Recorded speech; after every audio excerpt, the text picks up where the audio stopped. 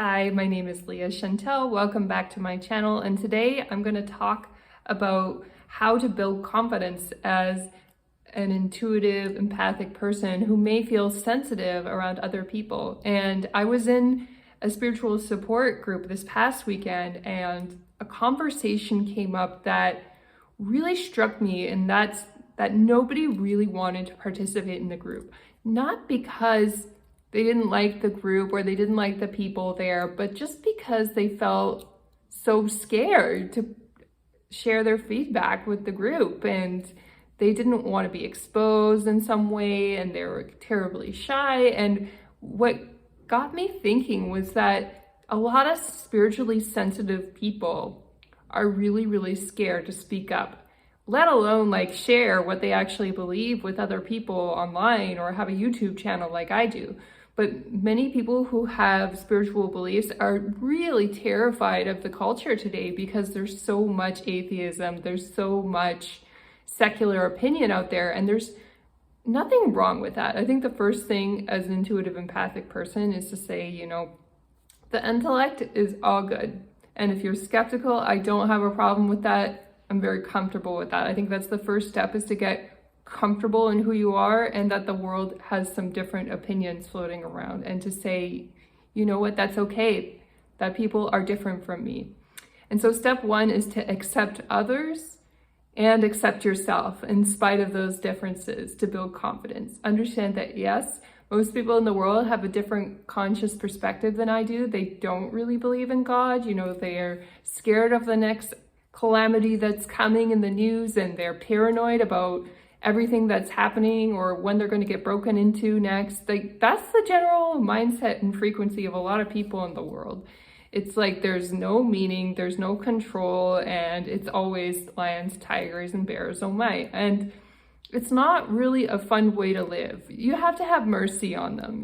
They're just scared people in the world, and that's where most people are at, and they're worried about their own priorities. They're not really worried about you and your opinion as a spiritual person most of the time, unless they're figuring out some way to make it advantageous for them. But usually there's no advantage to be gained, so they just don't care. So, just get comfortable with that.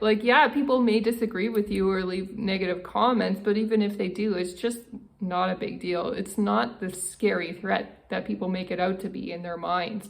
And so you have to accept the world as it is, and accept you the way that you are, and understand that your perspective on things is probably going to be different from a lot of people, and that's completely okay. And it's still worth sharing, because as a sensitive, intuitive person, your perspective is probably going to have a positive impact on the world, where there's a lot of scary media and bloodshed and drama and stuff on all of the TV subscription channels. And if you can take it at just surface entertainment value and you don't let that sink into your unconscious, you could be fine with that and even watch it if you want. But the problem is, a lot of people, these paranoid sorts of shows sink into their minds, and then they have this paranoid perspective of the world in general when they go out into the world, and that's not a good thing. And unfortunately, the news media really reinforces that. So you have to be able to let that go if you're a sensitive, intuitive person. Our nervous systems are already running on high, and so if we adopt the same perspective as more skeptically minded, paranoid people, we're going to fry our nervous system, and we're probably going to get sick. We actually have to feed ourselves with content that's positive and uplifting and spiritual, and even surround yourself in positive music, like classical or nice new age instrumental music if you like that, or something with a positive lyric if you can find songs like that.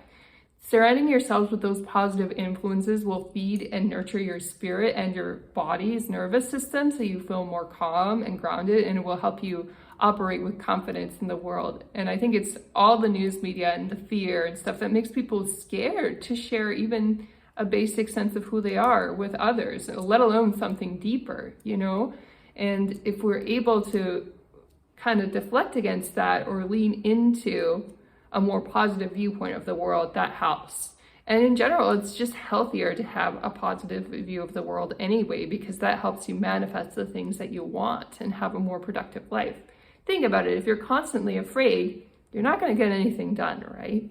So you want to let those fears go and start focusing on more positive, productive things in life. But at the same time, understand that just because you have a positive perspective doesn't mean that everybody else is going to change automatically, especially people around you who are close to you. Probably not going to happen, but what can happen is you can share your viewpoint with the world and you can influence the world in a positive way and have a ripple effect out. So that's the first thing about being confident. The next step about being confident is you need to do things that will make you grow. So if you are that person in a group who's really scared of speaking up in front of the group, you probably need to do some public speaking. You got to run in the direction of the thing that you're scared of. And I've been there, in spite of having some experience as a radio DJ before I started YouTube and having some opportunities to speak publicly as well at conferences, those opportunities weren't easy. And when I wanted to start a YouTube channel, I had to talk myself into it for a really long time. I didn't actually start making videos. I sort of had a concept that maybe I should be making videos in 2016, and I started creating some really rough videos on Facebook that time.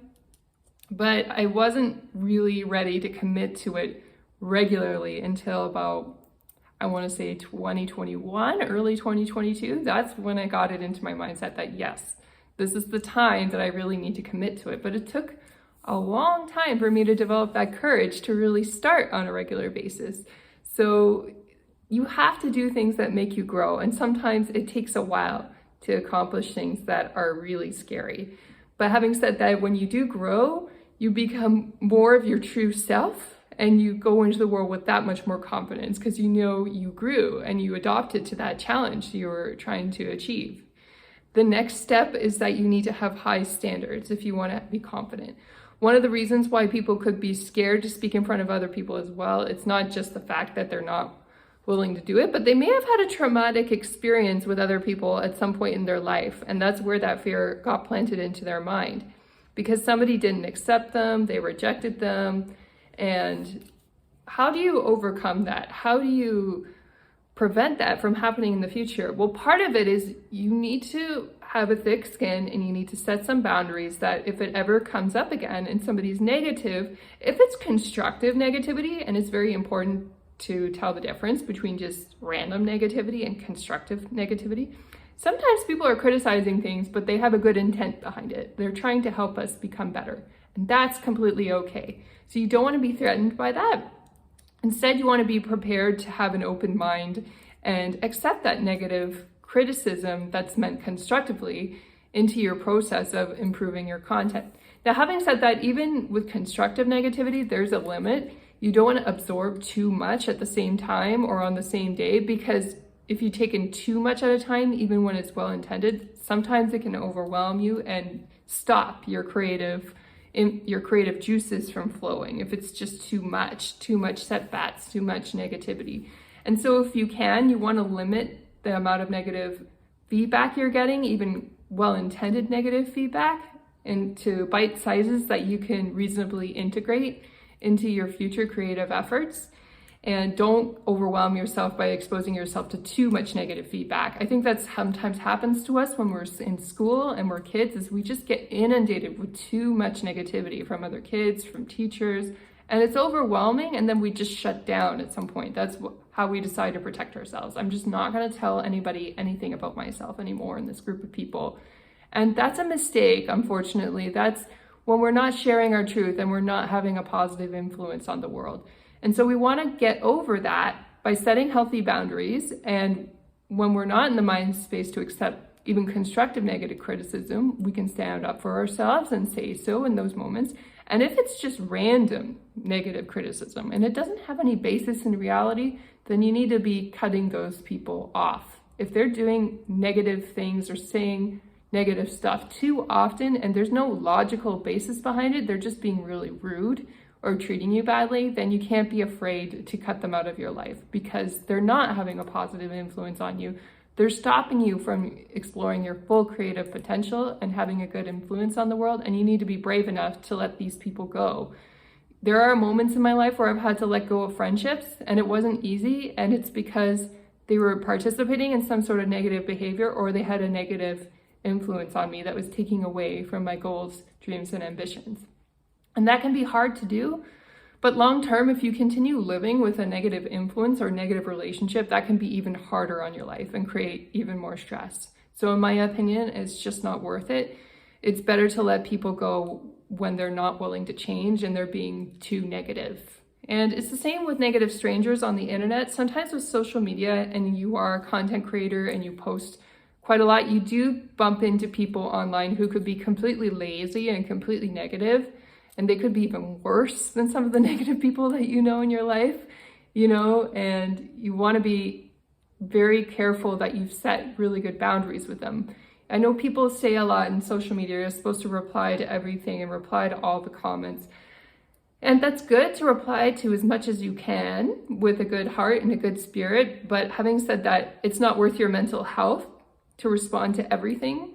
And so if you need to cut back on some messages or some comments, even if it hurts your social media scores a little bit or your ratings, I would say it's worth it to prioritize your mental health and protect yourself and your ability to create more and more content over the long term, rather than expose yourself to somebody who is a negative influence on the internet. I hope that makes sense. If you have any feedback for me on how you like to develop your confidence and you have any extra tips you'd like to add to this video, you can leave it in the comments below. Or if you have any specific situations that cause you anxiety, you can leave them below too, and just let me know and I'll see if I can find a good solution for those particular instances. And I hope you're all having an amazing week so far. Take care, and I can't wait to talk to you next time. Bye now.